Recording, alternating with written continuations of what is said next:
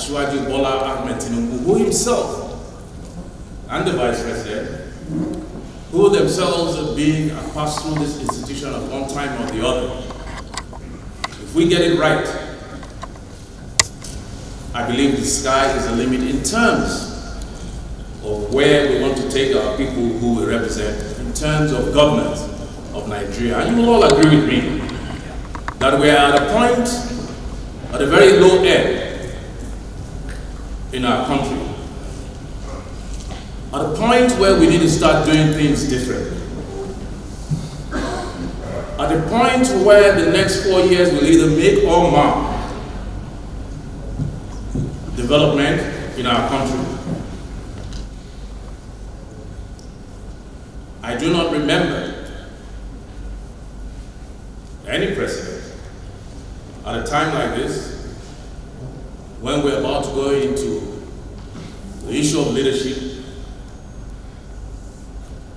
ever calling, if my memory serves me right, at least not in this fashion, calling both members of the House and the Senate, irrespective of party, together to work with him in unison.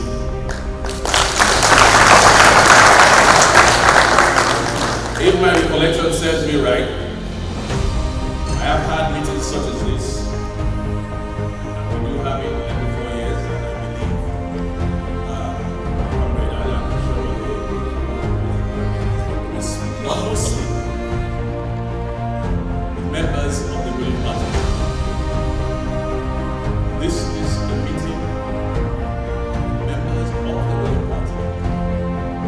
Perhaps 8 other minority parties. Now, to me, that is landmark. And I want to thank Mr. President for taking this initiative and bringing us together, almost blurring political lines. I served as a speaker for 4 years. From inception, I myself blurred political lines. And we governed, or we administered the House of Representatives with a motto from day one that nation building is a joint task.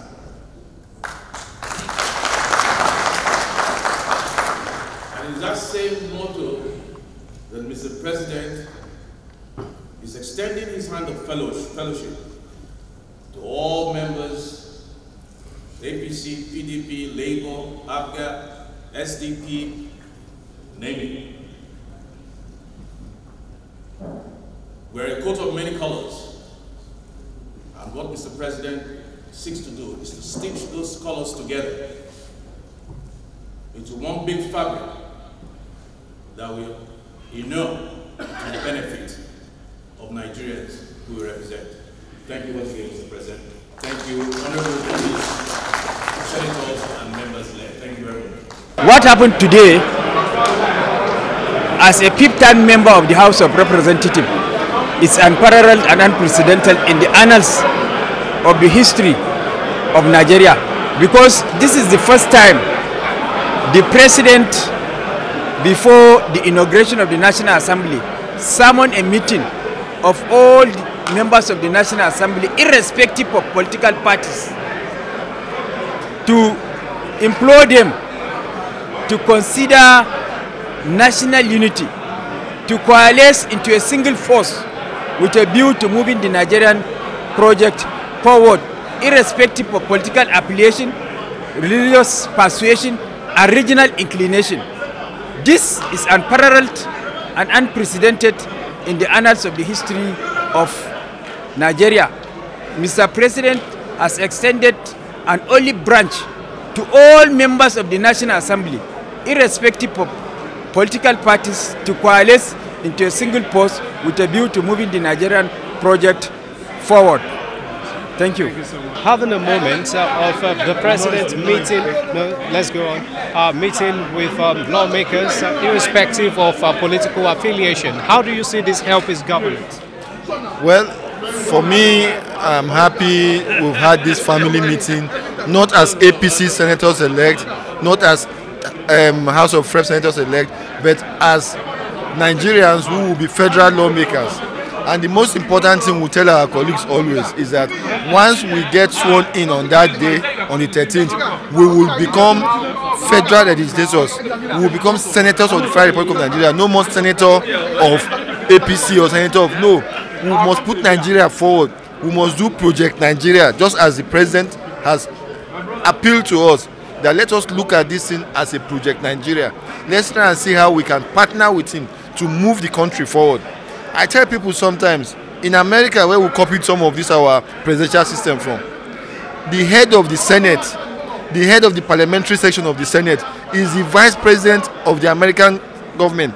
That does not make the Senate a rubber stamp Senate. But here, we keep on saying, no, we don't want the person the president has handpicked or the person he has showed preference from. It's about synergy. It's about the person you feel you can work with. The most important thing is bringing dividends of democracy to our people. So that is why most of us have keyed in. We even have a group called the Stability Group, because for us it's about, we had a political decision in APC to win the election. Now it's about stabilizing and securing the country for progress and development. Thank you very much. My name is Honorable Amobi Godwin Oga, member elect to represent the good people of Isukwato and Omunnochi Federal Constituency. I'm from Abia State. Oh, thank you very much. How do you describe this meeting between the President and the incoming members of the 10th Assembly, briefly? Well, I can tell you that today is my best day. Today, I'm so happy that I'm an elected member, seeing my President talking. In fact, I have never knew that this man is so intelligent. I have never knew that this man is so prepared to serve this country. I saw the love, I saw the character, I saw the charisma, the belief that Nigeria can be a better nation. So I am so glad that what meeting we have today is going to take us a little bit to a more stabilized house. And I'm telling you, as at now, even without talking to us again, we have agreed that we are going towards the government decision. Not minding I'm of Labour Party. As at now, the party is not the issue. We are talking about building the nation. We are talking about the unity of Nigeria. Thank you so much. Thank you. Well, sir, thank you so much for this opportunity. You've just had a closed-door meeting with the President, even before the constitution of the 10th Assembly. How does this mean, or what does this mean? Thank you very much. What we just had was like a family meeting that was headed by the father of the family. It started by describing Nigeria as one family with about 36 to 37 rooms. The only difference between you and I is that you occupying a different room and myself in a different room, but all together under the same roof. And with that kind of analogy, it creates a psychological sense that says we are all one. That inclusivity, it reduces the boundaries of diversity.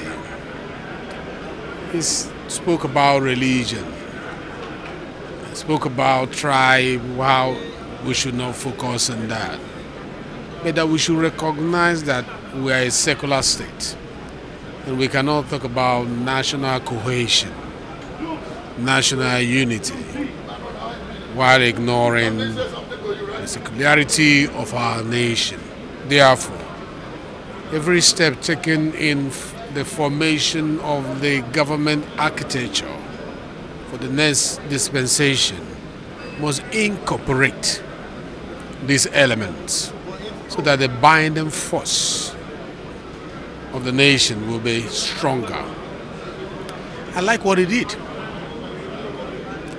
because he could have ignored this and started his government. But when you see a man who is interested in the foundation of the home he wants to build, how strong it becomes will determine the height of such building, the strength of that building, the durability of that building, how that building will be able to face storms that will come during the rainy day. This is what Asiwaju has done. We've been having series of meetings with people that appear on his stakeholders administration list, which the National Assembly happened to be one of them.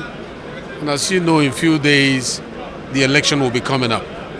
To ignore this group of individuals, whether the Senate or the House of Representatives, will be a wrong call. But to incorporate them, to seek to, appeal to them, is a beautiful step towards progression. And that is what he did today. He did not coerce anybody. He spoke like one of the members of the parliament. He spoke like he was speaking to his colleagues. He was not speaking like a president trying to impose his ways, trying to tell people it's either this way or no other way. He spoke to us like we need to join hands together to build the nation. And if the nation fails, it's failing in our hands. And we have a role to play. That if he came to serve in his retirement age, there is absolutely nothing for him than leaving a good legacy that the nation will be proud of.